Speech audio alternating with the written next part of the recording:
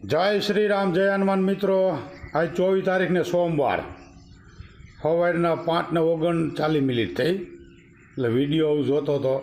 ખોટી રીતના ન્યાય, ખોટી રીતના અપમાન.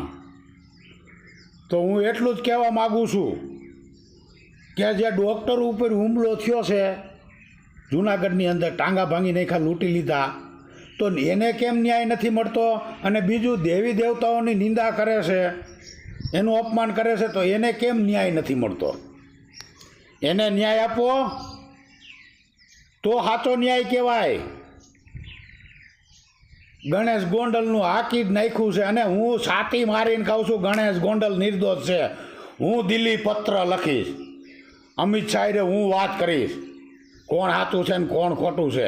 એવા આવારા તત્વો જૂનાગઢમાં ખુલ્લેઆમ રખડે છે. એને સજા કેમ નથી કરતા તમે? એને પકડીને જેલમાં નાખો.